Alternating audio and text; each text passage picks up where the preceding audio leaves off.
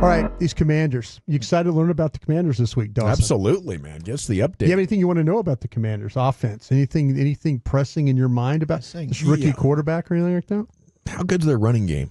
Running game's pretty good. No. Yeah, and it's Brian Robinson. It's pretty good with the running game part of it. And then they also have Austin Eckler is part of the running game. But earlier in the year when you're watching tape of the Commanders too, their quarterback was involved with the run, and they're kind of gone away with that since he has been a little bit nicked up. That rib shot. Yeah, they don't want to run him nearly as much. And I will say this though, if I get a chance to tell Eric Kendricks something this week. You got a little tip of the week, huh? A little tip of the week for Eric Kendricks. If he asks. I think he's going to ask. I'm sure he's going to ask. No, he's not going to ask. He didn't care less. But I'm tell you what, though, this quarterback, when he escapes, it's always to his right. Always to his right. Okay, drop back to pass, doesn't like what he sees. If he's going to take off, it's going to the right. If he's going to run, Eric, and you guys got him kind of trapped, he's going to his right. He's going to his right. That's where he looking to throw? He doesn't. Every touchdown pass he's thrown this year has been from the pocket. Nothing outside the tackle box. Not hard to believe. You think a guy like him that kind of moves around like the way he does, everything has been from the pocket, from that area. So, but Eric, if I had to tell you, if you're listening right now, we know he is. He'll escape going to your left. Just be ready. Your left. He's going to escape going to your left. So the defense is left. Defense is left. His offensive right. So keep an eye on that. That's where the positive runs have come from.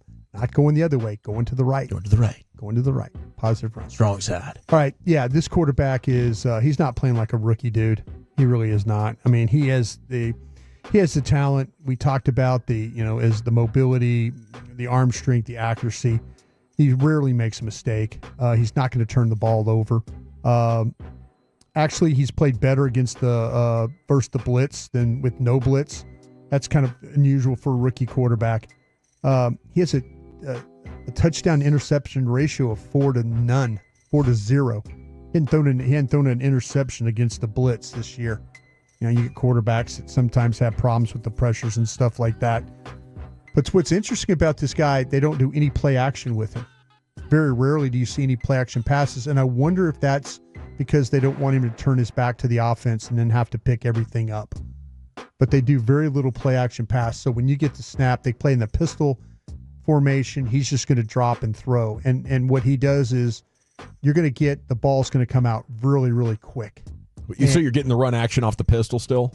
The pistol is just, they block it. He doesn't even turn and fake it. He just takes the snap and they block out of it is what they do. So they very rarely ask him to do any type of play action stuff. Yeah, because how much under center is he? Play Not action much. is usually an under center deal. If you're going to be a shotgun team, you're probably not doing it, especially pistol. You could do that. You could fake the handoff and then throw it out of that. But they don't do anything with him to turn his back to the defense and then have to. I feel like that's huge for the Cowboys. Yeah. If you can't play that game well, yeah. I feel like we have multiple defenders who struggle with how to read that. They do. The problem that this guy presents is that you've faced some quarterbacks the last couple of weeks that hold the football. This guy doesn't. He is going to that 2.5 seconds. That ball, you watch him, it's like it's constantly just snap, throw, snap, throw. It's not like hold it, read, and kind of figure out. Hurts was hold it, Stroud hold it. This guy, his Stroud got it out pretty good this week, though, didn't he? And I think he was worried about his offensive line, and I'll get to this offensive line because I kind of feel like there's a spot.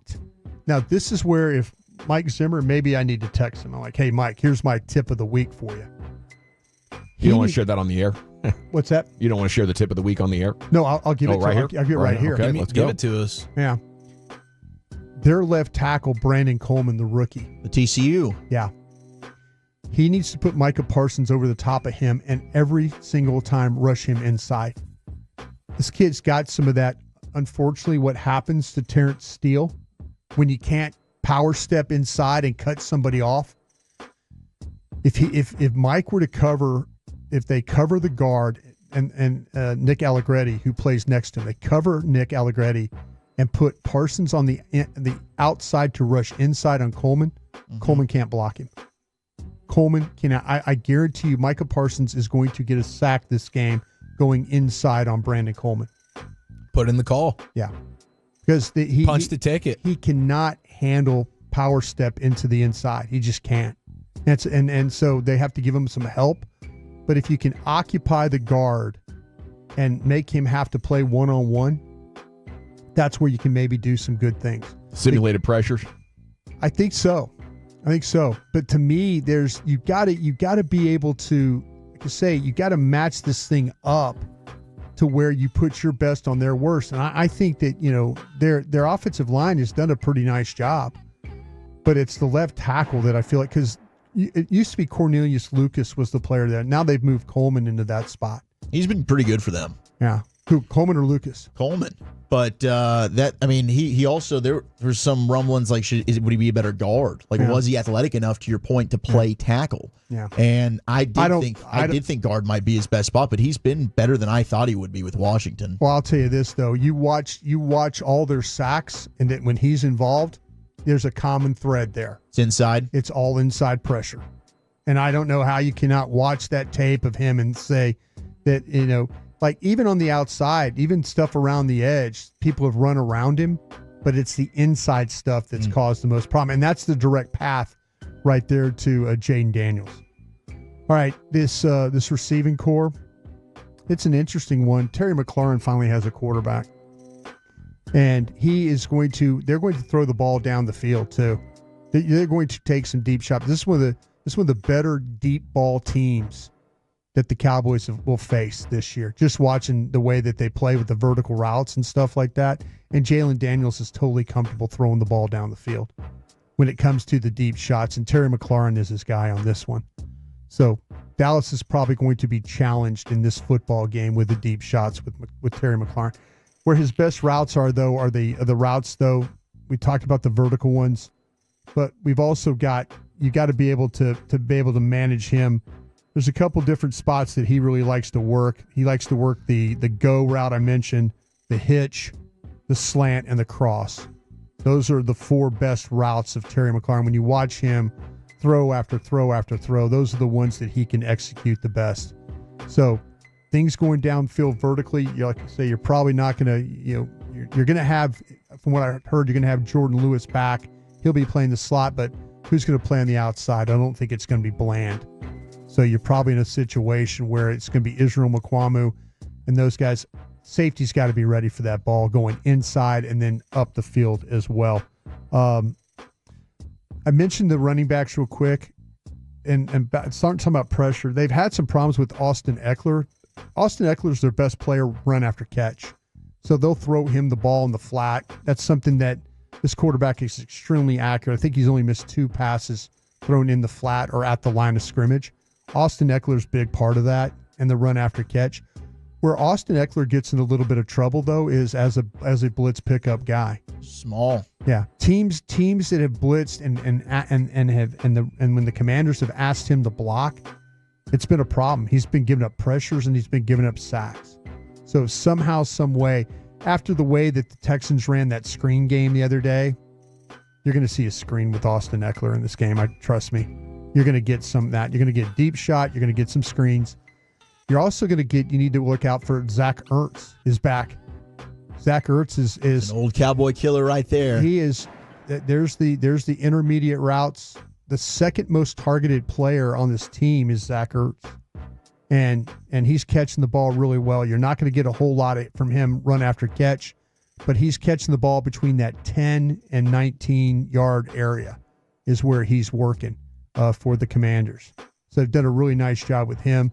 Quarterback trusts him, gets him the football. And so those are the things you kind of have to worry about right now. He was a DNP in practice today, just for the record. I think probably a veteran. What did they say the injury was? That's a good question. Let me see. I wonder if that was one of those rest deals. Might be NIR rest. Yeah, one of those things with the rest and stuff like that. But this team running the football, like Dawson, you asked about that. Brian Robinson, quality back. When his runs are not always to the outside. His runs are more inside between the tackles. he's going to get about 5 yards a carry running the ball inside. They've had some success, as most teams, when you play light box or neutral box against them. You know, they're both him and Eckler both have had some success running the football. They've had some trouble against teams that played heavy box. We've kind of talked about that in the past. That's 8 or more defenders down in the box. But Brian Robinson, it's going to be more. Last week it was more about bouncing it, getting it to the outside. This time it's going to be more about taking it in between the tackles. Has the quarterback running less taken away their potency that you can see on film last 5 weeks or so? It's different. It's different because the threat is there, but is the willingness there? And I think that's where the problem, that when you play defense against these guys, that the threat of him being able to run, him to pull the ball and then take off running. I wouldn't be surprised if he tried to run the ball a little bit more than what he has. The Steelers and Eagles did a pretty good job of keeping him contained from running the football. As I mentioned, he wants to go out that right side of the offense there.